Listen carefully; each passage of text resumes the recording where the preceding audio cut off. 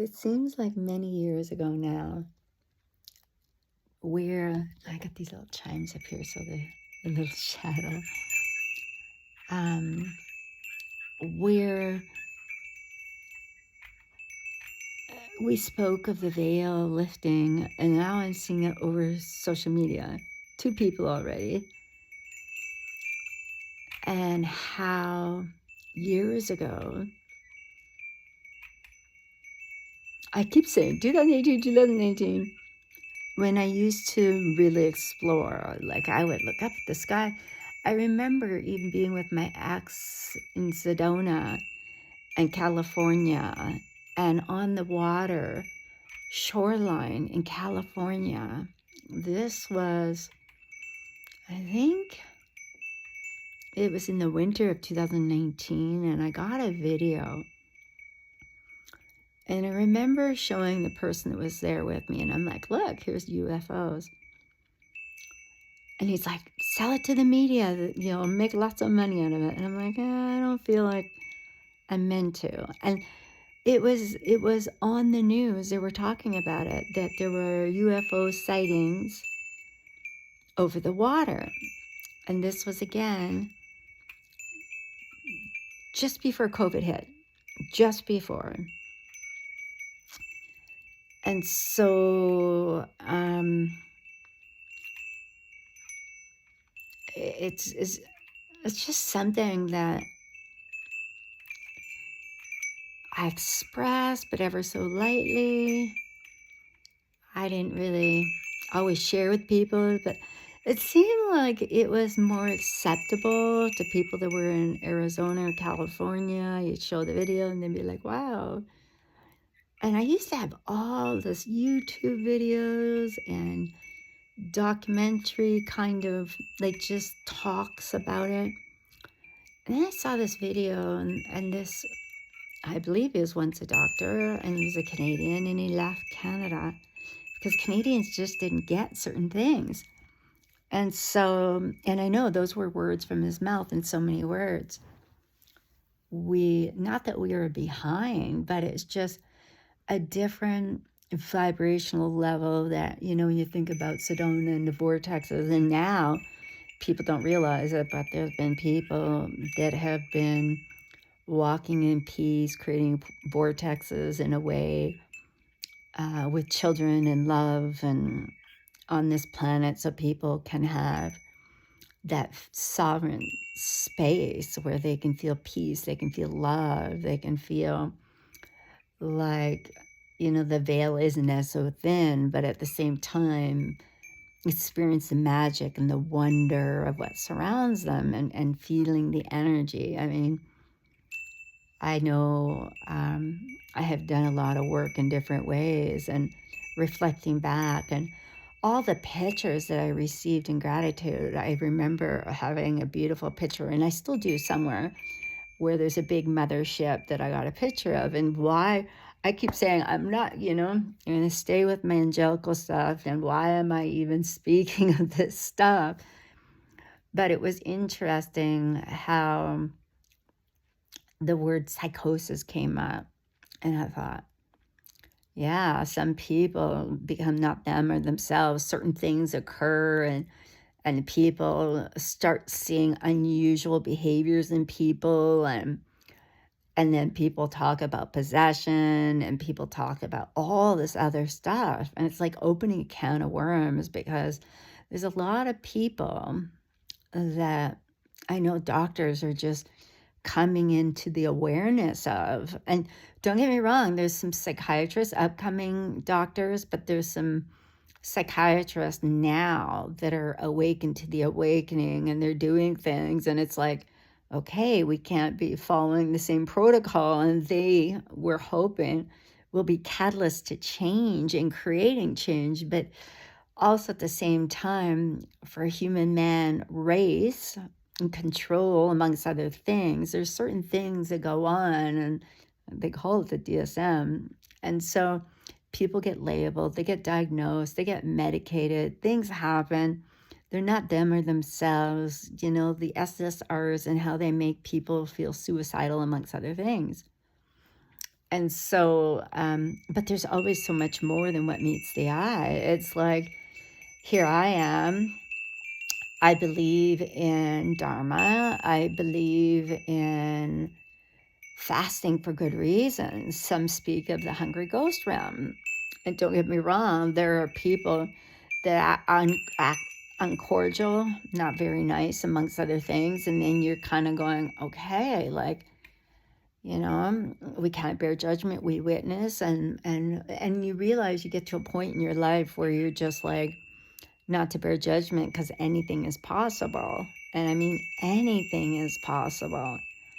Anyone can be in a crisis at any time. And you're like, okay, I got to go back to the teachings of Dr. Wayne Dyer and just believe and love and believe. Like, there was a time in my life where I was at an ascension where I seen things that were beautiful, that were divine, that in a way was protected divinely amongst other things. And I kept it sacred and took pictures and did different things and communication. And some would say, oh no, that's not that's satellite system. That's human beings that you're talking to. They're playing trickery with you. Then there are those that say, no, that's extraterrestrial. I felt sexually violated, or I felt, different things going on. And then sometimes it can go beyond that, where there's human beings that are being puppeteered, and then they're puppeteering and all this other stuff. And so it all depends on your experiences, your truth, your reality, not to take anything away from it, and not to say it's an illusion. Conspiracy theories have been a thing for a very, very long time. And this guy, Mike, who created some pretty amazing books. Like, I took the course in Sedona regarding relationships. And then there was, he's got a book that's created with the Dark Night of the Soul, and seeing online that they have the same book, like not his book, his is a little bit different in a way of creation, but seeing how that word Dark Night of the Soul, it's just not one night. I mean, it can be various times for people, years for people. And so, even when you go back to mental health and you think about Maslow's hierarchy of needs, and you're like, okay, this makes sense about, human man race, and seeing how the pivotal foundation and how important it is for us human beings to do well in mind, body, and spirit, and just be well. And at the same time, for some people, it's very, very difficult, because if you are seeing things, hearing things, sensing things that others may not be hearing, sensing, amongst other things that surround you, then all of a sudden it's like you're the one that's, the one that's experiencing something that some would be really concerned about. I haven't heard the word 3D in a while, and hearing that on a video, and I was just like, oh my, I thought we've all, have rise in vibration as a world. But then I realized, wait a second, this is true. I've seen some, certain situations where I was on a walk with someone, and there was a family in a truck, and the father's like flipping out on the child. And my old self back then would have probably yelled back and said, like, and mind that person's business. And who knows what that could have erupted, right? But instead, I witnessed and I prayed, At the same time, there's been, you just look at different situations of abuse and how people just bear witness to it. And unless something really gets out of hand, you never know what's happening for people behind closed doors. And you never know if they're really truly them or themselves. And some, speak of, oh, there's those of us that are being experimented on. And kind of querying that, because I know even for myself, I have a picture and I remember going to get it printed off. and I wanted just a small picture of it, but instead I got this big picture of it. And in the background, when I took the picture, and I remember it was with my ex, and I put the camera a certain way, and then what I did was, I think I was holding it, and then he reached over and pushed the button. But behind us was a blue and a gray, which is rather interesting because the blue looked like a beak of a duck. And I always use that phrase now, Lord love a duck. And with and then I found out it was a Newfoundlander saying, and I'm like, okay, in our ancestral and the Newfies, and it just kind of warms my heart. And the gray looked like it had some kind of computer gadget in its hand. And I've spoken of this before where I met somebody on the road back in, it must have been 2019. Again, I go back to pictures, and that's where I get validation. And it's just so odd at times because everything keeps on going back to 2019. And even today I looked at something, I'm like, it was 2018, and I'm seeing it in 2019. And I'm like, I'm sure it was 2018 because I was thinking of that time. And then I start to query what happened to my pictures. And you know that someone has invaded my sovereign space before. And so I don't know if they invaded my pictures on my phone or not. And it's possible it could be. The same person also took pictures of mine, that I'm pretty sure of, unless the teleporting thing, like you just never know, right? And so, but I just know there's just certain odd things that have went on that I can't even explain. Some of it, don't get me wrong, you feel like your mind's been twisted in a way where your cognitive thoughts or something of a memory amongst other things is distorted, or you might have done something like robotic mode sort of thing, and you put something away and then you realize like that you didn't remember placing it there, and then you go, oh, okay. And then you'll remember it and you're like, okay, I remember now. Or that's why I don't fret over losing things or certain things, because I've experienced this so much over the years. And, so here I am, again, doing something and then kind of not quite remembering, and then going, okay, maybe I do remember placing it in a different spot. And then it's like, aha. So there's just a lot of things that are going on when you think about science and different things. And when you've experienced what I've experienced, so for example, where, it's very odd, but I remember laying in my bed and feeling like something just came into me, and it was like,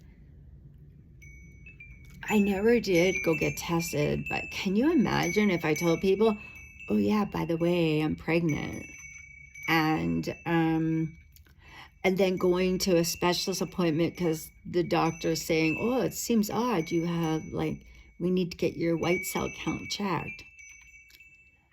And then all of a sudden you go to the doctor, the specialist, and it takes you, I think it took me hours and hours to get there. Like I got out of the car and I was distorted and I was distracted by spirit, and I just couldn't get, and I'm not talking schizophrenia, schizoaffective disorder or anything of the sort. We're talking about major channeling and stuff coming in and being distorted, and it causing, I was the sound of mind. I showed up at the appointment. It was just a matter of a left turn, and I knew. And instead, I went right, and I was going around in circles. And by the time I got to the appointment, I came back, and it was my car. And then I'm like, oh, it's just straight down there. And I go into the appointment, and the doctor's like, oh yeah, come on in. And it was like not a big deal to them. And I'm like, oh my. And so when I was on the table, she was checking me, and she was poking me so bad, and it was just like, the next thing I know, it's kind of like she's turning me and she's like, okay, you're gonna have to go for a D&C because there was a bunch of blood on the table, and it really hurt. And I don't know why I didn't say anything, like why I didn't speak up and say, that hurts, what are you doing? Like, this is not a standard test of you checking, the white cell count. Like, you're really hurting me. I don't know why I didn't just speak up. And she had just said she came back from, I think it was Africa, and she had been doing, abortions and stuff. And so I wonder if she was her herself. She just, it was like something different happened. And don't get me wrong, there was interruption where I felt like, something or someone could have, and they call it portals, could have invaded my sovereign space and hers as well. And so then she turned to me and she said, yeah, you're going to have to go for this DNC tomorrow. I'm going to have you scheduled. And it was really strange because I had asked her, like, and I don't know why I would even ask for this, but there was just, you just know you're not yourself when you turn and you go, oh, do you have anything that's lubricant? Because my vagina is like really dry and this and that. And she actually had something handy to give me. And I thought, okay, this is really weird. This is really weird. And then for me to have said no, like I was driving around and I was like, I'm not going for this. I am not going for this DNC. Because she even said to me, oh, they're going to, talk to you about like that you had an abortion, but we know you didn't. And so it was just really odd, really, really odd. And I'm thankful I didn't go because I went to the doctor right away to get checked. And so when I went to go see the doctor, she this other doctor, she checked me. She said, no, you're good. You're as clean can be in there. Like, you are good. Like, she was able to check me. And it was so bizarre how she said it, but at the same time, I was realizing there is something beyond my comprehension as to what really happened. And when you're the patient, you're the one that looks like, there's something going on. And I don't want to use the word, I don't even want to go there, but there was unusual stuff that was occurring. And so, it was just like one of those things, like you wonder, and I'm not saying this about me, but there's a possible Mother Mary again sort of situation where somebody one day may say, yeah, I'm pregnant. I haven't had any sexual intercourse with anyone. This unusual stuff happened, this unusual experience. And then people are going to go, what? In today's day, 2020, at that time, I think it was when that occurrence happened to me, was it 2021 or 2020? Yeah. So you just never know, right?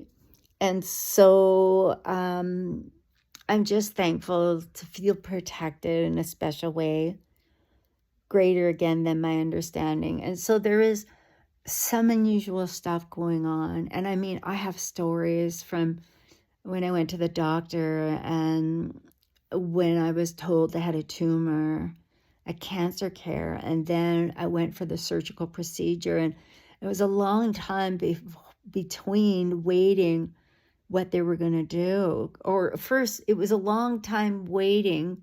I remember being in the room and it's like, Miss Tina. And then I went back and then they said, okay, well, we'll have the result for you. And all of a sudden I get a call and it was pretty quick, but they said, there's going to be surgery and so forth. But the long time between getting that tumor out and then just finding out if it's malignant, benign, whatever the case may be. But in the process, when I was in the waiting room, or not the waiting room, yeah, I was, all these survivor songs were coming on. I'm like, yep, if it is, let's just beat it. And so I remember the surgery and I went in and it was so unusual. The people seemed like they were in a hypnotic state. I can't even explain it. The lady, the day of the surgery, turns to me and says, oh, we're going to put titanium we could put titanium in your breast, but we need you to sign this consent, da da da da da. I'm like, and this way we can predict if ever cancer, shows up, and never gave me the opportunity to research it, to check it, to really see if this is for my highest and greatest good or whatever the case may be. And so I'm like, of course, like and then I remember it was like my original surgeon, the doctor that was supposed to perform surgery on me, wasn't there that day. And so it was a different surgeon and the nurse. And I remember just, them afterwards, you did a really good job. And it's just something really unusual. Ugh. I can't even explain it. It was just, and don't get me wrong, others knew I was in surgery and they were sending healing, like energy healing and different things. So I don't know how many, or if it was just the one person, or how it was at the time, but I was very, full of gratitude. But at the same time, this person, when I reflect back and some of the things that happened beforehand when I was getting healing from her and feeling like a big gaping hole, and her telling me that, oh, there was extraterrestrial that were attached to me and they had to be sent home. And then I got that they were hidden under a moon. It was just like, oh my gosh, like Twilight Zone stuff, right? And so always felt that kind of gapping feeling in my side. And so, there's this feeling that when this surgery happened and everything, again, that they were not them or themselves. It was almost like robotic mode doing their job. And it's almost like when I work mobile, my professional hat would come on. I was not the same person I was at home. And so you wonder, even with guides and all those that surround us, and how different it is. Like even today, I saw someone and they bowed a certain way. And I'm like, oh, how beautiful. It was like not him, not himself, but there was something of divine there that I was witnessing. And I said, oh, how beautiful it is to see you that way. And so, when it's good and it's elegance, it's grace, and it's love, then you're like, okay, whatever it is that's going on, right?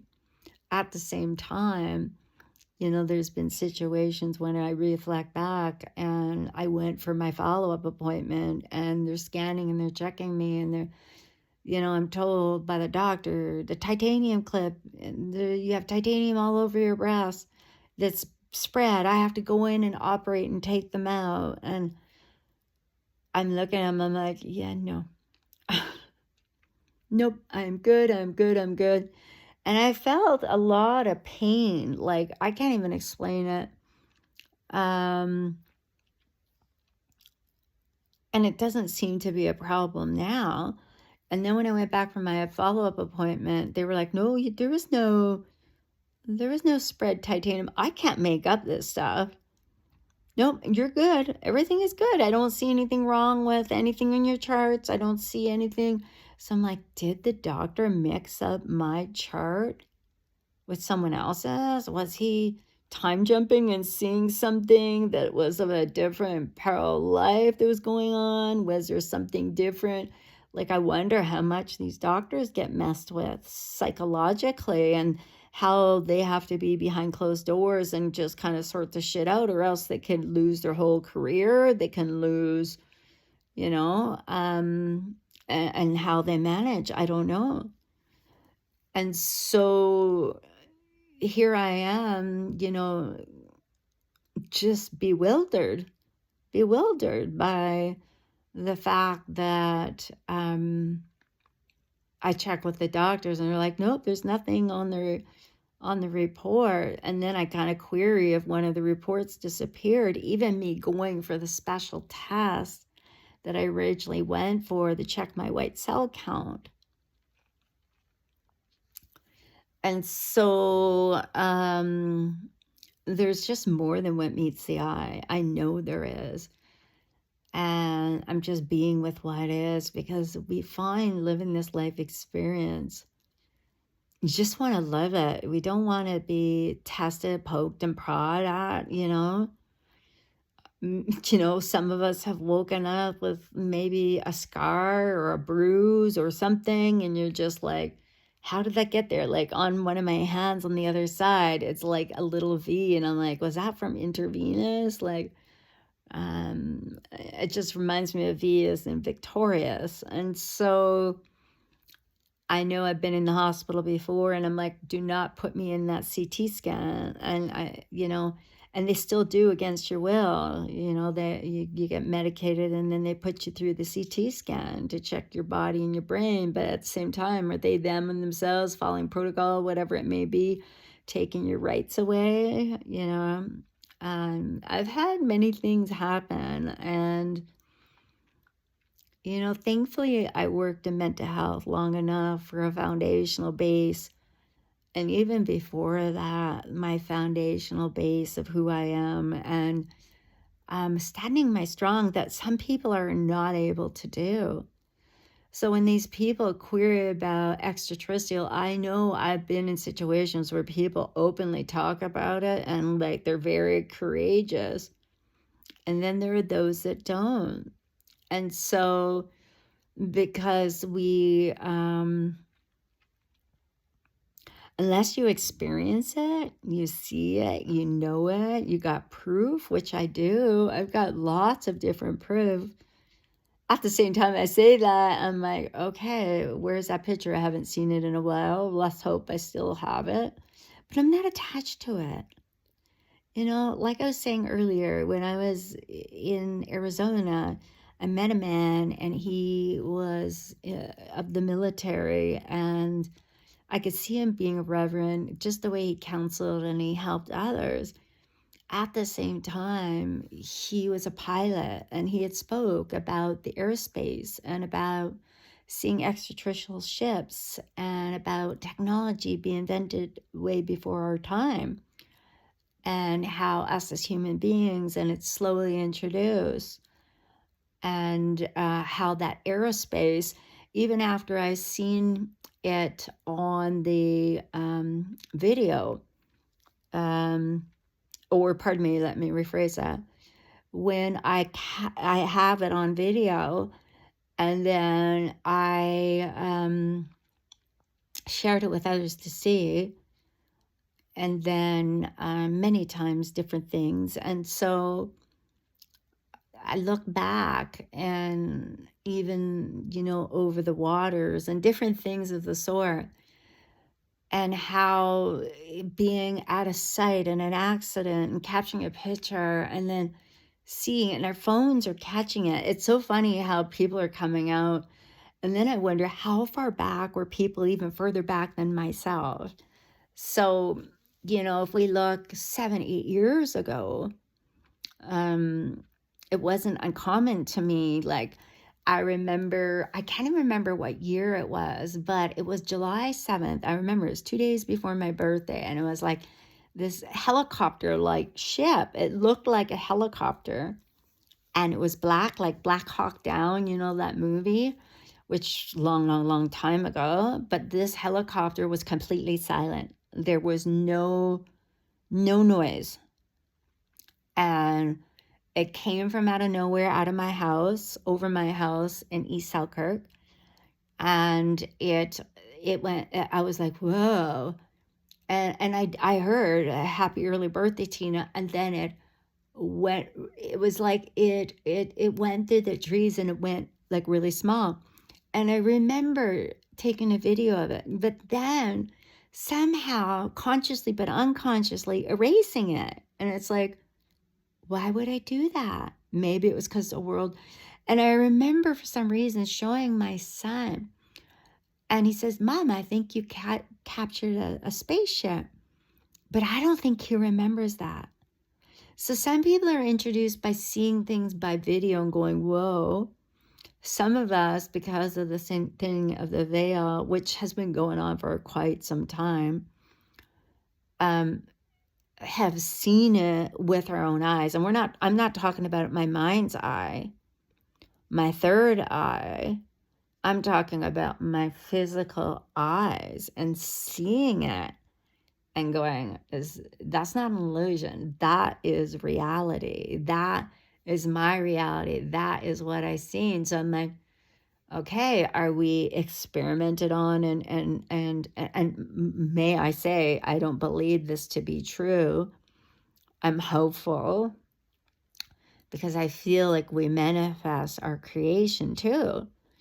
And so because at the same time things have occurred and horrific and scary for me, even to a point that when my ex and I broke up, I remember leaving our house and I felt invaded, but not just by, I felt invaded by human beings that have this capability of astral traveling, astral projecting, butterfly, however you want to call it, doing things where they were invading my sovereign space, my sovereign being, and where I was in terror. And I went to go to our other property, which my ex was building at the time, and I was doing my thing, he was doing his thing, and I was also helping run around and getting the stuff for the house. And creation just in a different way compared to the house before. And so I remember seeing him and getting in a little bit of an altercation where he brought up our neighbor down the street at the time who was a politician. And I said, well, he's an alien. And my ex flipped. And so at that time, I remember my heart being just crushed. And I went for a drive and I felt like fearful. And you talk about psychosis. And keeping in mind at the time, way back then, it was a medical marijuana. So it made me more vulnerable to spirit, is how I feel. And so I end up getting lost and end up in a wheelchair because of frostbite to my hands and my feet. And so when you talk about psychosis, I was reminded I had attachments. And so that caused me such excruciating pain and suffering because I even lost my dog that night. And I know it not to be my fault. I've been reminded over and over again, not only by my guidance, but also, by other human beings. And so unusual things have occurred. Like a friend of mine, it's his story to tell in more detail, but he was riding home one night cycling and he saw a woman who looked like she was like a human spider, kind of tranquillicist, kind of on her back, naked, like just, so you just never know what really occurs to human beings. And so it's pretty scary. And people don't have, don't get me wrong, this is why I believe in staying away from alcohol and drugs, like illicit drugs and alcohol. It's, to me, it's like a gateway of vulnerability. And don't get me wrong, our experiences that are imprinted on us is also big time vulnerability where it's, not feeling as safe, to say the least. Like I know myself, there's unusual things that occur, and I have found that, it's like my pain bodies, where it's not me, I'm not myself, this is not my pain body. Even as I'm sitting here now, I'm like, I'm not a 90-year-old. And so there's been like, you associate with certain beings, certain human beings, and then you find, it's strange. Like I was at the monastery, I get out of the car, no problem. I don't feel a pain body. I feel youthful. I feel good. I go up to the door and I see the beautiful transformation and the molding that was anew on the door that was, the lay people get together. We all create and help one another. And so I'm just rejoicing and seeing it before I walk inside, and even before that, having a beautiful conversation with another, and on the phone, and just, just, feeling great. And then I find there's other times where it's like unusual, like in my driveway, and I'm like, okay, I have to do something different here, because I get out of my car and I'm just like, this is odd, like my pain bodies and why I'm feeling this pain in the manner that I am. And I think it's beyond the curses and the hacks that other people do on one another. And so, yeah, I just, the other day I'm like, okay, I don't have to identify with what extraterrestrial I am. I just know that Dolores Cannon in spirit is a giant. I know most people would be like, what? Some people say avatar, some people say whatever you want to say. I just, it's like on the other side, like she's the one that talked about extraterrestrials all the time, and there are others. And so there was just something that,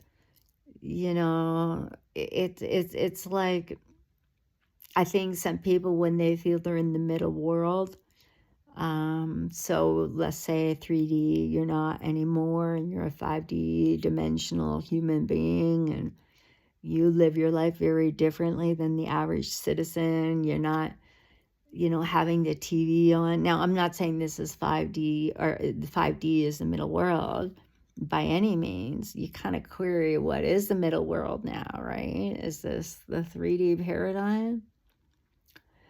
And so, where unusual things are happening to people because of the transition that's required for people to rise in vibration in order for society and human mankind to, not, I'm not even going to get into that subject, but either way, there is, I remember going to a group many years ago where I shared the picture with many, and discovered, even being in Alberta and a big ship overhead with the fall equinox of 2019, and some would say 2020. I'd have to look at the pictures to see. And so I remember I was in a field, and there was an unusual experience I had, and somebody had told me it's like Psalms 23. And when I read that Bible verse, I'm like, oh my, that's exactly what happened.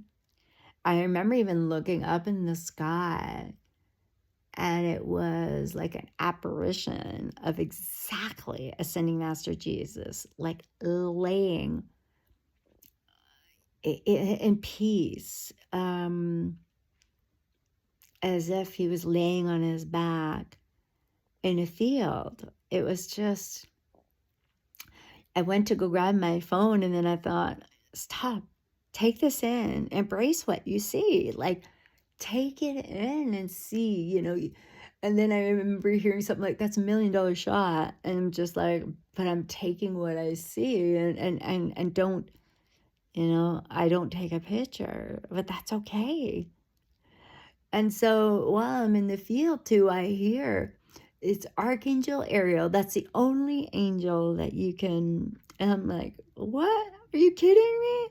I'm used to 4,444 angels, if not more, and ascending masters and everything you can imagine, that I feel that it's I'm thankful for. And so, and I believe that because of all the synchronicity and things that unfold. And so I remember them saying, go into the forest, basically, if you believe that that's the path for you to take in continuing and learning about the extraterrestrials. I thought, I don't think so. And then laying there and just staying in the moment at what is, and they said, but if you choose to be a part of the angelical, then soon enough you'll know. And then sure enough, I see my sister coming through the field and looking for me to let me know it's supper. Because, and I'm like, there you go, there's an angel. And so I'm thankful. And even though there was stuff going on at the retreat, and I just, gifted my sister this retreat to join me with. And even before, she was like, are you sure we want to go? Like, you could cancel this and this because of COVID and all that. And I was just like, nope, we're going to go. We're going to go. Even getting there, it was some major trials and tribulations. It was like as if my car, like the GPS was showing us, the map was showing us one thing, and the GPS was telling us something totally different. It was just so bizarre. So the medicine woman healer coordinator of the retreat was sending healing energy to my car, so that at the end of that retreat, though, I went around and I did my thing. And then when I was on my way home, I was so disheveled and so not like, it was like I just wanted to get home. And I believe I traveled the whole way. I don't even think I stopped. I don't think I stopped. I think I drove the entire way. At the time, it was from Alberta to Manitoba, and I just drove the whole complete route. And so yeah, it's really fascinating how certain things can unfold, and certain things. I remember even at the retreat standing in the mirror, and I was just like, I looked at in the mirror and I said, you will lead. Like, I remember a powerful message that came out of me about these two teachers there once were, one in England, one in the United States, both males, and standing firm on what I believed at that time to be. And I felt like they were invading my sovereign space, but I believe there were others that bear witness, to say the least. And so there are those that are humans that will play trickery, and then at the same time, are they being puppeteered? And so they're trying to puppeteer you. It's like those that are seeing, that have others that are seeing as well. I mean, unusual occurrences have occurred. My eyes, I have pictures where it shows I have a blue eye and a brown eye. I'm like, okay, that would be one of my guides. And most people don't believe. They believe just in God, the all-power mighty. When you have experiences like that, you're like, okay, Odin, right?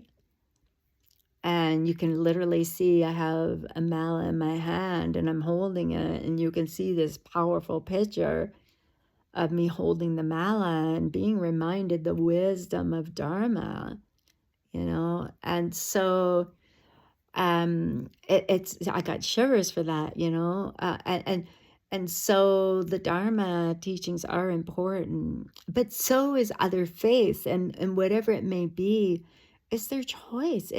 It's humans conditioning experience, however it may be. And so there was another time I was in a tree, and I remember I left Starbucks and I went into the park, and I just rest upon this tree, and there was like a part where you felt like, you kind of went in the tree, but it wasn't that high up, and I could just rest up amongst the tree and meditate. And that tree flooded the next year, but I remember, and I have to go check, I think, to see how it's doing. But I remember just being there, and I remember getting this manual, take a picture. Take a picture. And so I did, and my eyes went from blue that they are to complete green. Like, we're talking green like a tree leaf. So some would say, okay, that was ascending Master Jesus transcending through you. Some would say that could be a collective. Some could say it's like the green man. It could be anything. And for me, I've had what I feel like ascending Master Jesus transmitting through me, but he does for many, many people. So he has his job where he's working really hard in different ways that most people don't realize. It's like laying in your bed, you know you or you're not yourself. You know you're of light. You know you're a good person. You know you're doing the righteous things. And you lay there, and then all of a sudden it's like you're paralyzed. And then you're saying something where you don't even feel like you are yourself. And it's like Master Jesus is an angelical presence. And it's like over and over again, I am love, I am love, I am love. And so the darkness lifts up and swirls away and takes off. And I have a video of after the fact of that. And then it was one human being, I don't know who it was, that was, or it could have been a spirit or something, where I was being tormented and shocked to the head over and over and over again, repeatedly. It was quite painful. And so I've had shocks like since 2021 and to the head, and they have subsided. And I thank those and anyone who may have been praying for me or whatever magic or beautiful stuff you're doing in ways of prayers, and being of good, however it may be, and helping me. Thank you. But just last night, I was in bed and I was laying there, and I had seen a picture of a dog who was that received a Valor Medal like my grandfather did, and my great grandfather Yipes did. And so, but how beautiful of a story of this dog. I could see just on the tip of the nose, and this is how the mind can shift and change. I could see on the top there was like two soldiers' heads with helmets on them, kind of as if somebody embossed you know how when cattle get it's not brawned, or I don't know what you call it, but when so it's imprinted, and I could see two soldiers right on the nasal part. And I could see different animals, as you could see different animals like imprinting, like you can actually see it. So the energy, so the social remembrance of the dog was higher intelligence than the way scientists would see an animal. Most scientists see an animal as like a 5-year-old child, if you train them and different things. But this dog was beyond a special dog. And so the dog came to me energetically, and kind of like when I was gone to bed. This is after I looked at the post and everything, and I didn't call on it, the spirit or anything, but it came and it nestled up next to me. And I'm like, oh. And then I don't know why, but I was like, one of the teachers, I'm just like, like, maybe you want to open the door so this beautiful dog can cross over, so that it can have its completion of its human life, its animal realm life. Because even though we're taught in the Dharma teachings that humans sometimes can reincarnate as an animal realm, which is beneath the human realm, and then it's hell realm. I believe some people choose the animal realm. And so it's like seeing this dog, and I even said, oh, this dog deserves a human life for sure if it chooses to. That's how I felt about this dog. If it chooses to, it may not choose to. I didn't feel energetically how the dog went up or how that went, but it could be that maybe the dog is a guide, also human amongst other things, in a oneness sort of way, coming and visiting me. And so I just know when I had said, oh, I called on Source to help because I don't want any dogs lingering on this earth plane when it could not, when it could cross over and not affect anyone's ascension in a way of dependence and attachment amongst other things. And for it to have not be shortchanged and have its rights in a sovereign way. And so to be on the other side, to grow and flourish along our side, and maybe in creation, and now visiting in a different way than just visitation where spirit is earthbound. So there's a lot within the thinning of the veil, those that die but don't really die, that are on the earth plane, that are afraid to cross over in the fear of the unknown and what really is. And then you hear about, oh, there's different worlds, there's different things.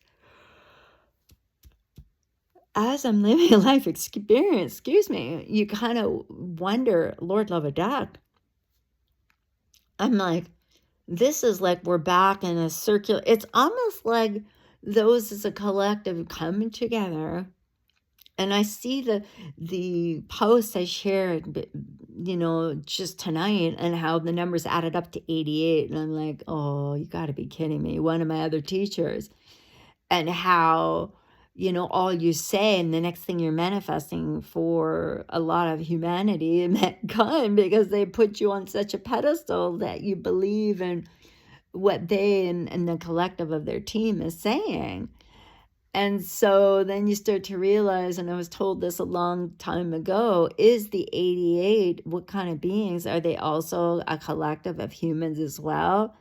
I believe that's very possible, because I know that I've been told that before. At the same time, when those in the spiritual community are living a life experience and then affecting people in such a way where they're being affected and maybe meant to stifle or trying to quiet them or whatever the case may be, because you're affecting their ascension if you dare tell the truth, or your authentic self and authenticity and honesty and things come forward because your experience. And so there are those that are creating, and they're creating like magnificent material, don't get me wrong. And so they're seen from the average citizen as, oh, wow, look at that. They created these books. They've done all this stuff. They must be right. They must, this must be true. And what they're saying, what they're sharing with you, right? And so we use discernment because you just never know. It's like me reading a book and being guided so many times. What was guiding me to that book, to that exact same page, over and over again, to marry myself in the universe?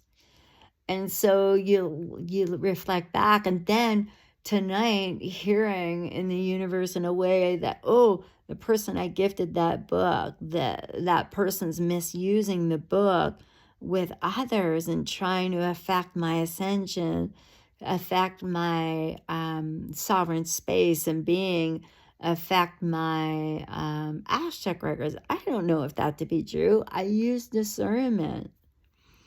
And so, and not wanting to have the laser tongue or think ill regard or intent, and instead be happy for all of us who are growing and flourishing, and know that if we're being unethical, unkind, we know from our own programming in this life to be true what is. And so we know if we're to accept what is in a way of the choices we make. And so I believe we're reminded, I believe in karma, and they're trying to change that. Many teachers have said that old programming of karma, you can't look at it as bad luck. You look at it as unfolding. Here's an experience. You're meant to have this experience, maybe because in other lives certain things occurred and we've all killed somebody in one way or another, and however it may be. At the same time, there's something to do with the soul and just knowing that, as you unfold and you grow, and there is this thing about how you can look at, how you're rising from the ashes, as some would say. Some say turning another leaf. There's so many different teachings and perspectives out there, but they kind of correlate and they integrate with one another. Even different faiths and coming together and recognizing, because I even remember watching Channeling Eric with a K, Erik, and this was back many, many years ago, when I was on mobile and I was with a partner, and him and I would listen to CJOB, and we would be listening to the audio on the way back from calls because it was in the, late at night after midnight, and we'd come back to the office, or late in the evening, and we would talk about these things, and it was something of an occurrence, even everything from the frequency of the wires and seeing and hearing and looking at them, like both of us looking, and he goes, "Do you hear that?" I'm like, "Oh, do I hear that?" And at times just being in silence in the vehicle, coming back from calls, and just resonating with one another and understanding. So this was many, many years ago.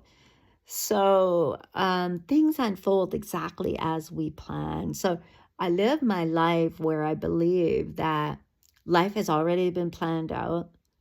Everything has been, it's unfolding exactly as it may. And it's just like seeing a shooting star I just seen, which is kind of cool. Or it could have been the lights of the car going by and the way it reflected off my window. I'm not sure. But either way, I'm going to take it as a shooting star. I have to have faith that there's still reality in a different way, if you know what I mean. And so and by the way, I do see Archangel Michael's ray of light without my glasses, or if I have my glasses on, it's a reflection of the phone. It's possible, but at the same time, I believe. And so I see how that manual comes in, and I share with you. I didn't have a clear knowing of that. It's like seeing the artist today who, on a video, and she said, "Oh, I had plans of, painting a bicycle and painting this," but because she goes with an ebb and flow of what is, and she just goes into a mode in creation, she creates something even more magnificent than what she had in her mind and processing. And so when I'm talking about unfolding your life and having free will to just go with an ebb and flow, you start to realize that there is magnificent creation, but to also be reminded of what is surrounding us. And we don't do this alone. Even though I know there are times I'm reminded in the Dharma teaching how Buddha did it alone, and I understand what he means by how he did it alone. He was surrounded by people pretty much most of his life, or the lives that he's lived. But there's something to say about your psyche and being able to be alone and doing it yourself. When that saying, "I'm not me, I'm not myself, you are not you, you are not yourself," that's the thought forms. It's like when you come to a point, and I have in this life, where I wasn't thinking at all, but we know scientifically you have to think in order to to move your hand or to, move your shoulders. The thought form comes. You may not hear it yourself. You just automatically do it. Like time, like there's no, it's like a subliminal message sent. It's kind of like, looking and widening my eyes, or as I speak, it all requires thought and functioning of the brain. It requires the heart intuitively and sharing as I may. And so even, the importance of the thought. And I know my life, most of my life has been where it's like an ebb and flow. Don't get me wrong, there's been times in my life stubborn and caught in let's just say the monkey mind, and we still can, right? I call it the monkey minds, because when you are a clear knowing of a channeler, where you have clairaudience, clairsentience, and all the clairs, and you just know that here you are, and you've known this for quite some time. Even others have told you this, and it's like they go into almost like a state where they are sharing this impactful stuff with you, and you receive, but then they don't remember what they told you. And so that could be something good or not so good, as to where you're receiving that information from. And so a lot of people go around and they're clearing and they're doing different things to help themselves for the highest and greatest good. There's people that say, oh, get away from, electronics. And is that because of the computers and the devices and what is in them? I don't think so. There's just so much more than what meets the eye, and it'll unfold as time goes on. It's just seeing how some of us are doing videos, and it's like we're kind of going backwards, but we're not. We're just reflecting, I think, in a way, just helping those that might just be unfolding and recognizing and realizing, wow, because there's those of us that see things that are, pretty scary. Some people have seen human beings where they have this view like, am I seeing that person as half robot and half human? And so are they seeing something of a different, like when you talk about thinning of the veil, are they seeing something on a whole different dimension? And so there are those people that see different like beings that are amongst us. Some people sense it and they know it surrounds them. Some people will taste unusual things and go, it's like me. I walked by somebody the other day in the park and I could taste. It's like, do I turn around and say, hey, buddy, get the metal out of your mouth? Like, and I could literally taste metal. Like we're talking like strong metal. And, there's just different sensations. And I know with my pain bodies at times, there's different things. Like some would call me a medical intuitive, a medical medium, a healer, all these labels from all these courses. And now I'm like, sound healing. It just warms my heart. I'm like, okay. And this time it's so different. It's nothing about the label. It's like coming to a plateau. And I don't even want to call it a plateau, a platform, or like a place where you're like, okay, I'm in a totally different place. And don't get me wrong, when I go back for sound healing, I look back years ago and how I survived excruciating circumstances being by myself and my sound healing bowls and how I continue on with that. And even now as I talk to you and the pain that's shooting up my foot, I know it's not mine. It's not mine. Even with the history, it is not mine. And so that could be someone trying to send something subliminal to me to get me to get offline from sharing this video. And so I think there's mastermind manipulators, and I'm not saying all are like this. I believe that there are people coming forward and speaking. And you'll see, even in all my videos, the difference. And it's kind of like soulful essence. There's certain things coming forward and speaking. And it's not like, it's not like dual personality disorder, or it's not like we're talking, there's essence of us, of many. I always say hearts of many hearts for me, and in a way of and I've done a soulful retrieve, not all, but I've done a lot of soulful retrieval work. I believe in parallel lives. I believe that there is this shift and change that's occurring. And so people are seeing where they may energetically, dependent on where they are.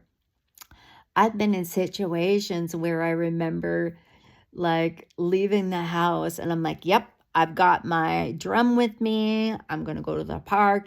I even remember taking the drum off my shoulder, putting it in the car. I kid you not. Putting it in the car, closing the door, driving to a garden center, and it's in the back seat of my car. I come out of the car and it's not there. So I go through the trials and tribulations. So what do? I go in. Did you see anybody? Like I had my drum thing in the back of my car, and they're like, no. And then even write a little post about it, going, okay, I'm just gonna let it go. That whoever stole it has to own their own demise and whatever it may be, and just really letting it go and not letting it try to rob me of my complete light and feeling, disheveled in the process. And so I get home, I open the door, and it's there sitting. And I'm like, this can't be. So I go online and I apologize. And I say, yeah, it's at home. But honest to God, there was something. This is greater than most understanding of a dimensional time shift. Like I can't even explain it other than that. And so you wonder about the experimental of the brain, or was this a dual life where there's simultaneously something and I am now kind of in robot mode, but I'm in full awareness. It's like, in this place, I knew I was meant to live there because, here I am even driving around the corner, and I had this clear knowing that I was in a car accident and I could hear like a horn going like steady. And just turning the corner, and there was a car coming really fast and could have hit me, but it didn't. But in this parallel life, it did. And so some people say we're living the exact same life that we've lived before, but we make different shifts and changes because of free will. Because those shifts and changes that we make, they can unfold things very differently for us. And so it's kind of ironic, isn't it? Like when you think of that. And that's where you get that deja vu feeling. I've been here before. It's like me going out to Alberta and looking up at the sky, and this medicine woman and I don't say a word, and we just take the time, we look up, and there's this big apparition of Archangel Michael that helped me safely get there. And the apparition of Michael is exactly like a statue that I seen afterwards, like one of those white statues, just the solid one where Archangel Michael looked like in Roman times. And so it's like, whoa, you know?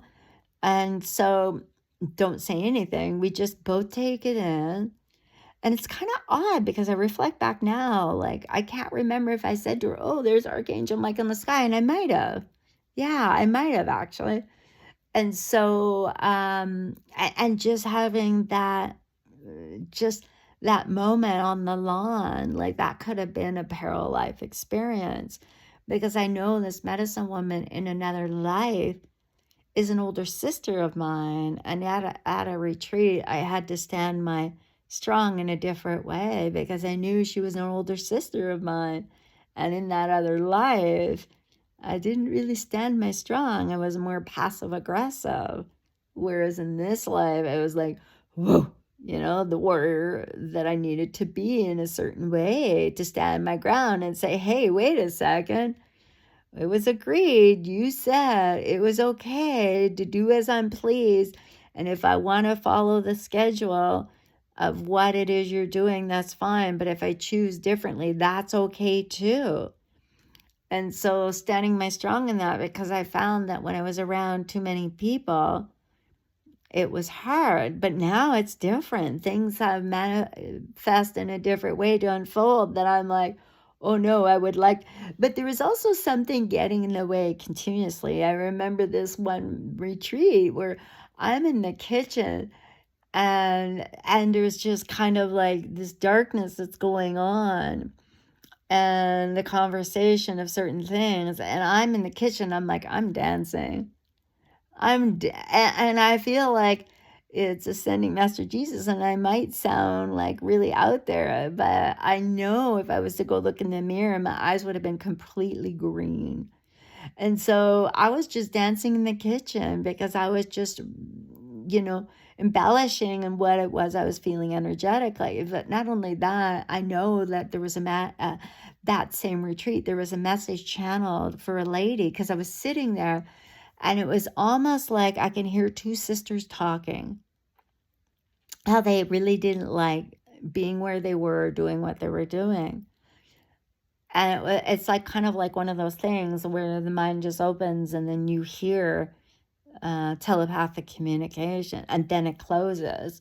And it's like your guides opening and closing your telepathic communication. And I've experienced that before. And then all of a sudden I found that there's guides like Ascending Master Jesus and others that are there, and they rise in you. And then all of a sudden you're channeling a beautiful message for someone that they're needing to hear, that they have free will, amongst other things. And then okay, I was not me, I was not myself, I was channeling, even though I may have sound magnificent, I may have sound wonderful, I may have gifted someone a beautiful, beautiful, beautiful message.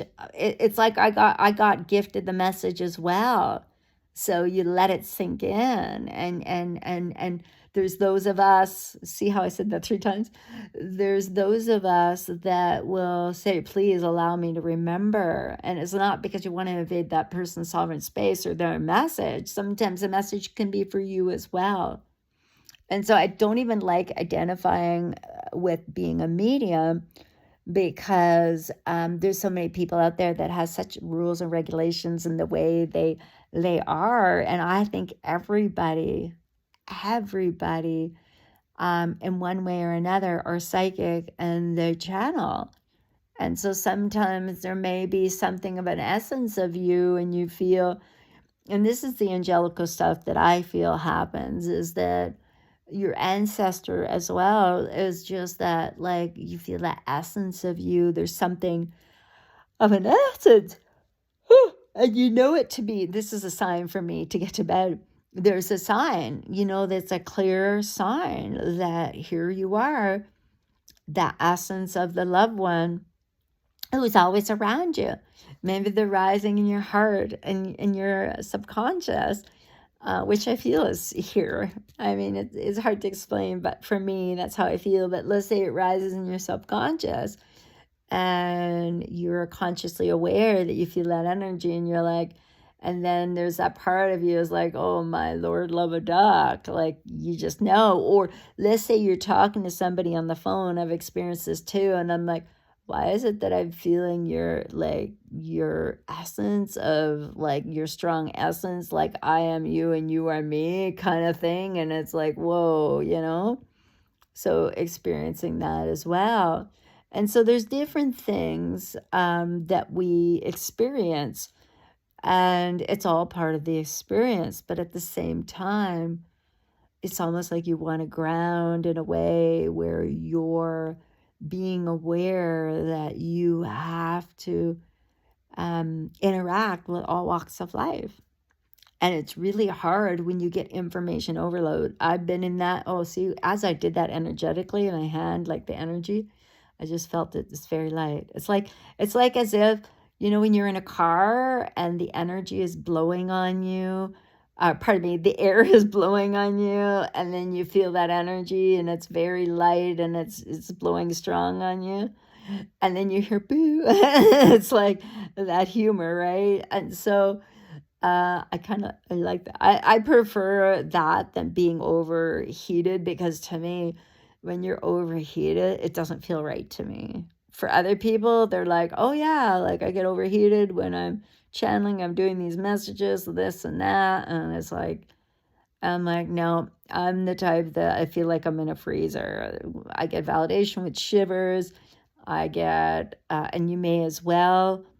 I get, especially when someone, that's crossed over, but let's say there are people, I don't even want to say the adventure, but somebody is, full of curiosity, or maybe that spirit wants you to know that, oh, my vessel can be found. It's in the freezer of a truck kind of thing. Sounds messed up, right? Or maybe you're in a park and you feel like a shovel's hit over your head so many times, and you're like, okay, who's buried here? And then you get to a point where you're like, I don't even want to call the police anymore, because I call them dark forces have messed with me and my sovereign space, my sovereign being, and I feel like my family. And then it's like, I pray and I pray and I pray that my family are all okay, and that even the distance right now from some, it's not a bad thing. And it's not that I don't by any means love them. I love them very much. And if I knew what they knew, I'd probably go, oh my Lord, love a dog.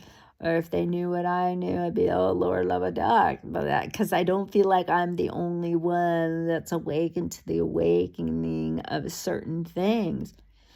And so I get guidance that shows like, oh, share this. This is, something of a recording from this date. And I think there has been people where I've seen things, and it's not to minimize or not validate, but you're like, oh yeah, you've been seeing that for a long time now, or oh, I've witnessed that. But for other people, it's like, whoa, wow, did I, like, wow. It's like, and there's, like, in China, there's videos of people capturing apparition of dragons in the sky, like video. And so for me, I capture them in a different way. But I've even captured audio of being somewhere and somebody says, "Oh, it sounds like a motorcycle," which it does if you're in World War II. But at the same time, this audio that I have of what almost sounds like a dinosaur, but also to me is a dragon. And it's in the pitch of the dark in nowhere land. I believe it was in Saskatchewan. And there is just like no one around, not one vehicle. Because I remember looking around while I was recording, and I looked around and there was no vehicles, no lights. This is just an audio. And it was like after seeing a ship in the field, a big ship, and the lights. And I couldn't quite see the ship like I've seen a ship overhead with a group that we're all drumming. And not only that, just Who knows how many people were getting different subliminal messages after that. I just remember there was, an ancestral, which seemed like indigenous, where around the fire, and as the fire speaks as well, right? We know. So there's so much more and more and more that is part of creation. It's part of unfolding. When I think of the Dharma teachings, it's kind of like taking things in stride, and like, how do you react to these experiences? Or do we, you know, live this 3D paradigm where it's like human mankind is going to get out of control, and they're going to be coming forward, and how do we deal with these people? You know, in reality, it's like all these people that are um, you know, using alcohol and drugs to, and they call it co-occurring disorder. If you have, let's say, consciously, and you're having illusions or whatever the case may be, and you're very gifted, but you're having that, and you're not utilizing it in creation in a different way to escape actually the addiction part of it all. And so, as people are awakening to the awakening, and they're quitting substance abuse. They're rising from the ashes. They're finding their creation. They're finding their purpose. They're finding different things in order to function in society. There are, and I don't even want to say it, but there are those that look at it like, well, what are we supposed to do then if people are rising, to the surface, and now they don't even want to, see a certain doctor, or they don't want to go and do this because they know that, oh, what's going to happen, evolution's going to change the medical system, especially psychiatric care and how people are. And so we have to really not bear judgment and see what is. It's kind of like back to what I was saying before in another video, where when I worked mobile crisis, there were two, when you look at people and their training and their programming, and how it is that it makes their decisions. And so I could be on a call with one that, was a nurse and a social worker, and very equipped to do what it was this person did. But at the same time, this person probably did the most Form 4s than anyone else in the office. Because this person had to experience court, and the fear of ever, not covering all bases. At the same time, though, then you get someone who's a master's in social work, and they were very different, and they were like, nope, you know what? This is a crisis. This is a situational crisis. This person, and they don't even realize it. It's kind of like Dharma. They were not them. They're not themselves. Let's see how they do. Now, if it doesn't resolve in itself within a certain time, and we still believe in continuity of care, we still believe in setting them up with community service, we still believe in whatever the case may be, and the crisis is averted, and whatever it may be is a little bit more, I think, the way the future is headed. And it has to be. It has to be, because the old school of forming people all the time, it's like I said, there are, I think you almost have to experience something like the one person scene to go, okay, now that's something more where somebody is formed because they really need help, and there's attachments, there's something beyond that this person needs help with. And so it's, things like that. It's like, hearing from somebody in the States that shared with me that somebody showed up for a healing, and was stark naked and fearful. you know, very unusual behaviors, right? And so then you realize, oh my Lord, that, people are talking more and more about possession, more and more of these attachments. And then you know that there are those people, human beings, that cross the line amongst other things. And so we just keep busy, we keep creating, we keep persevering as human beings, living a human being experience. And so I think I've shared way too much. It's so funny how some of these people can come on and they have a couple of minutes and then they're done. Well, bravo to them.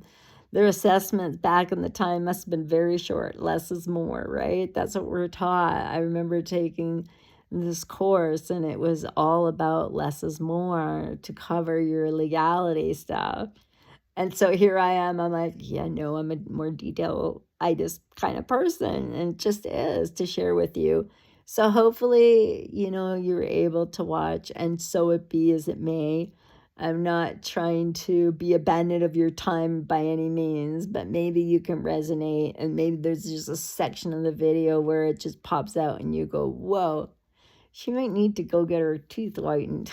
Well, what can I say? It's on my to-do list. Either way, may you be well, may you be happy. It's so funny how that, right, comes in. It's not because I'm shallow by any means, to say the least. I'm one of the most least shallow people.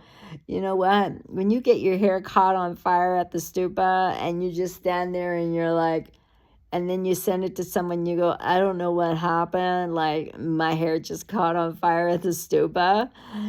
And then there was a curse and a hex to the candle that had an angel on it. And then those that study Dharma and they don't realize an angel and a deity is kind of like the same thing. Oh my Lord, love a duck. But either way, then later you laugh and humor with a Bonte about, the experience. And so you just know that it is. And then you have another experience where it's miraculous and it's a miracle. And you're like, okay, my hair caught on fire. How is it possible that, anyway, that's another video I had done where it was just like, this is a miracle. It's absolutely a miracle. It's kind of like that movie Click, where somebody is playing and then all of a sudden they stop something from happening, or it's in the process to make it, a better situation for that person, and then plays again like they're watching. And so, do I believe we have privacy? No. No. I don't believe we have any privacy like we think we do. And most people would not do well with that if they knew. And never mind, some of us transition to a state where we recognize it's like, oh, Lord, love a duck. I mean, you know, when I think back, it's like a good thing that I was by myself in the country the way I was, and the things that I was processing and learning from, because, oh, Lord, love a duck. And then even when I was in the city, I remember, the landlord that I had, she was not cordial or nice, and, was evil at times. And I don't even want to use that word evil, but no, she was a human, it was evil.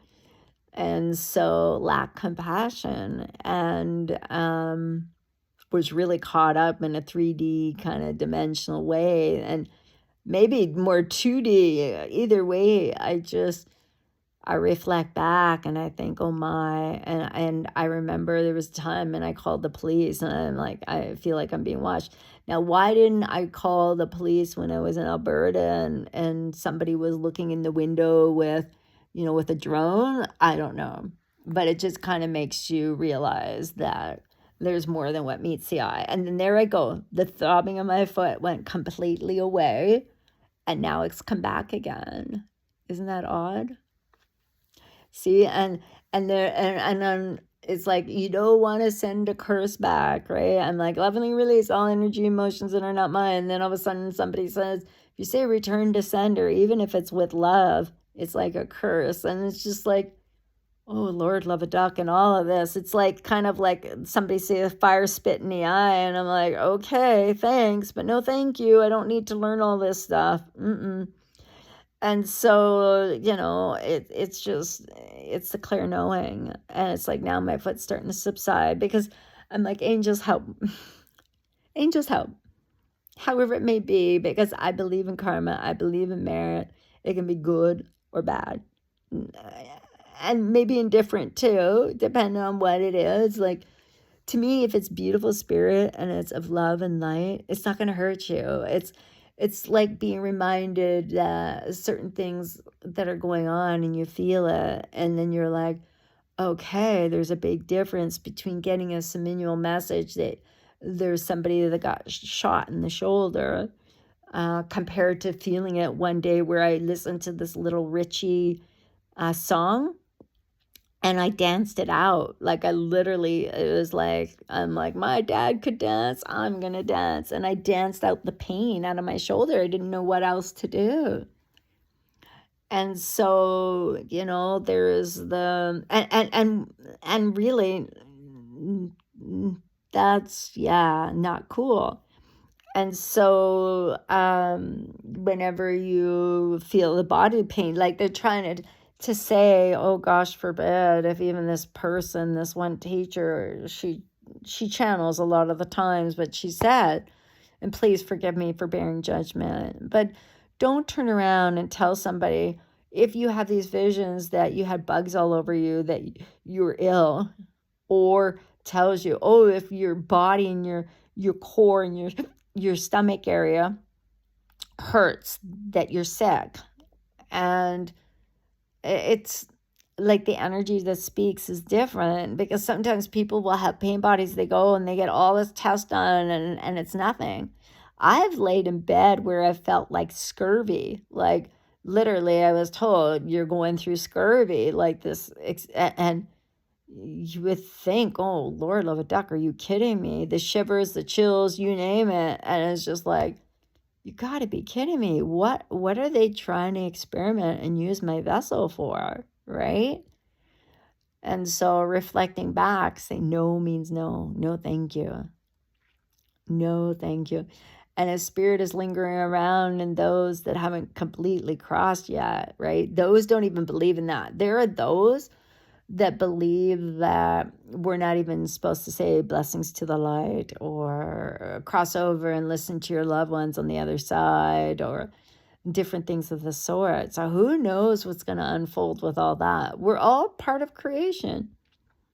And this is what happens. Like, when I reflect back to all those beautiful videos that I had and I deleted, and I sat on the stairs and I laughed and I cried with my sister, there were beautiful videos. There was validation of certain things, where the synchronicity of cards and the numbers and the different things, and why I allowed myself to devalue myself. And yet, the remembrance of what is and what I survived and how I persevered, amongst other things, is pretty miraculous. And to be thankful and grateful for that. Not that I am to boast about myself, because I've been, whew, you don't boast about yourself. Even on the way home today, I was like, okay, Relics, is it okay for me to boast about another? I'm like, okay, yeah, okay, of course I can.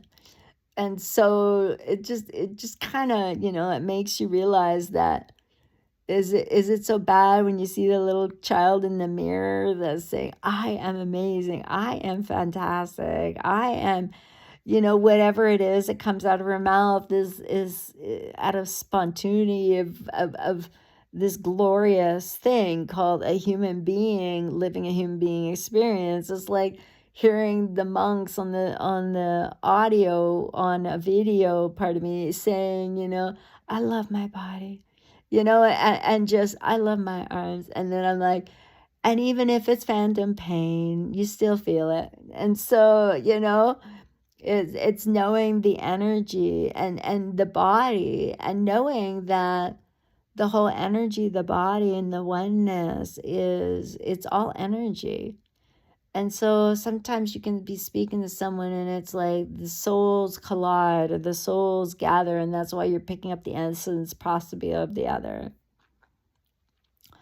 And so, again, different teachings, that just came to me, by the way. I didn't know that.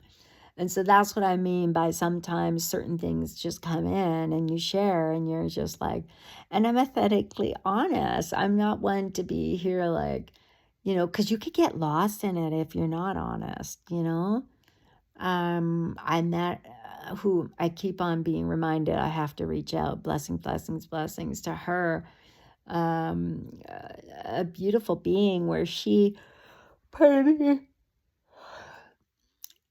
became a professor, and she was saying how you can lose sight of the intelligence in different things. So then I think people, kind of go, wow, how did I complete this? Or how did I manage to do that? How was I able to get an overall 98% average in my studies for addictions and community service work? And then it's kind of like, but a lot of it I don't remember anymore. Why is that so? And because sometimes you'll go into a line of work and it's not that it's not important, but you learn a lot of new different things. And so when we're growing and we're flourishing and we're moving on to something different, we may not be as knowledge based about different things, but we become more knowledge based about, other things. And I even know for myself, I'm like, oh, if I can, I don't want anything to do with spirituality anymore. If I may, I pray like every morning, and then I stopped, and it seemed better since I stopped, in a way of not praying for the clairaudience and clairsentience, and so forth. And it's not because I don't appreciate the gift of what is. It's just that you get to a point where many people get tired. And so things refresh you, and you persevere and you move on, and you don't want to be one of those people that you've met that are brilliant, talented, can channel, and they die by suicide. And they're doing their work in a different way. Like even today, I was like, can you check on that? And I'm not trying to entrap her by any means. It's kind of just like, whoa, enough of that, And so that there are those that are doing their work in a different way on the other side. And part of the creation, right? Part of your creation, all meant to be. And then for some reason I had a seminal knowing of something, and then I'm like, oh, that's right, isn't it? It's like confession corner from spirit, right? Because when somebody dies, you're kind of like, okay, what did I do wrong, right? Thought forms, right? Was there anything in how I might have impacted them dying by suicide? You just instantly go there. And then it's just like, nope, you know what? It's upsetting. This happened. And you just know that you were the best human being possible that you could be, in a way of love and kindness and cordial and polite. And even though the tricksters come in and they start to try to play like they did with her mind, they tried mine as well. And it didn't feed into him. I'm just going to let it be, let it unfold as it may, because certain things didn't have anything to do with me. Not that I didn't care, not that I didn't have compassion. I'll tell you, I know compassion. And so at the same time, it's just recognizing certain things. And for those that believe in parallel lives, the mind-blowing thing that most people don't like to hear is when somebody dies and you can celebrate their life. It's huge of being on the mend and healing. Because when you can, and it's part of being on the mend, is being able to celebrate them in a real special way, knowing that they still surround you and they're still a part of your life, but just different without their vessel anymore. And so the hardest thing, though, in that celebration is that most people really latch onto it. And so, which causes them extreme pain and suffering. And some people are okay with the labels because maybe it brings them comfort, maybe it brings them support, maybe it brings them things that they may never or have received before. I'm not here to say either or. It just is, and it's the experience. And then there's the perseverance. And what I was saying about the parallel lives is that some believe, or this is what was channeled to me, was that the parallel lives is that, let's say one person dies and the soul collects all the other lives at the same time. So it's a soulful retrieval. And so let's say you die at 86, but your soul saying, okay, here now is the 7-year-old, here's now the 58-year-old, here's now the 14-year-old, here is now the 21-year-old, here is now, and it's a completion in a whole different way. And you're all over the world. And you could be of different timelines. Like, talk about convoluted, right?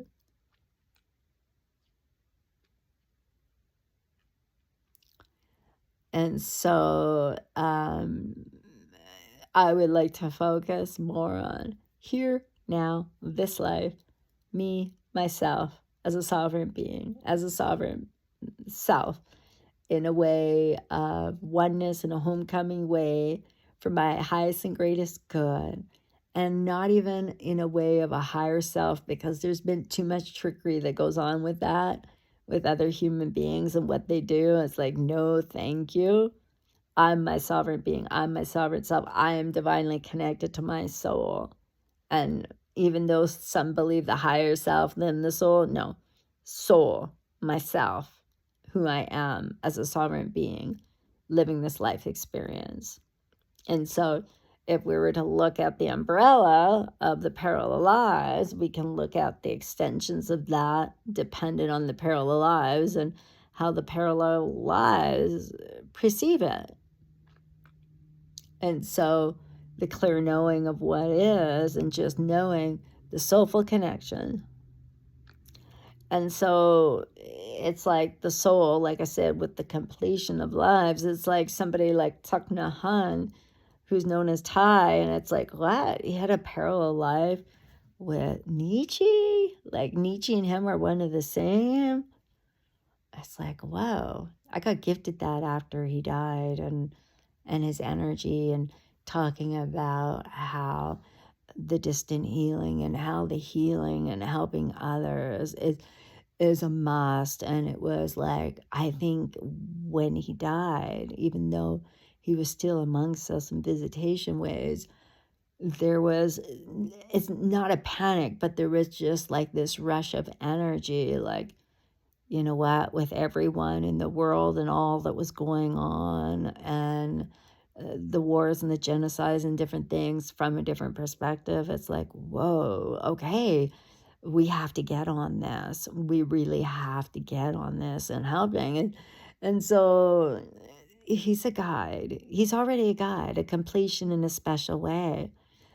And yeah, I feel like he is one of the enlightened relics that is up to date on everything and anything, because there was that trust, and it's hard to explain. And so who knows, with it's almost like I have to, and again, you read certain things on AI and you don't know what is considered truth and accurate and what is not, because even tonight when I shared something of a monk, and you read it and you're like, yep, I believe that to be true, but at the same time, only he knows his own true truth from his experience, from his sovereign self, from his being, from what is, compared to what is written of him. And that goes for every human living a human being experience. So I think the greatest gift is recognizing you're human and you're a being on this planet living a life experience, and you don't have to identify with anything other than that. being a human. Because if you have a vessel and you're walking around and you're functioning in a human way, right? Uh, Years and years and years ago, I had this thing where they were like, "What? You mean when you cross over is a different world?" And it's like you're trying, when you're creating, you're trying all these different things. Like, okay, this is how my hair is going to look. This is how my vessel's going to look. It's almost like, going back to when you were a kid and you dressed those dolls up and or Barbies, or you dressed up your dolls, the paper dolls, with, oh, this is the outfit I'd like, and I remember myself being quite bored with those. I preferred the tangible, real things. So you can only imagine part of creation. It's different when you have a heart beating and you have a vessel and you're living a life experience. So anyway, I really went far out there with this and sharing in the manner that I did, even to a point where it's affecting my body. So I'll let it be as it may, and may you be well, may you be happy, may there be balance in your life. And I realized, oh, Lord love a duck, I need to get my gongs back up, because it sounds really odd, but at the same time, vibration. I hope my gongs can forgive me.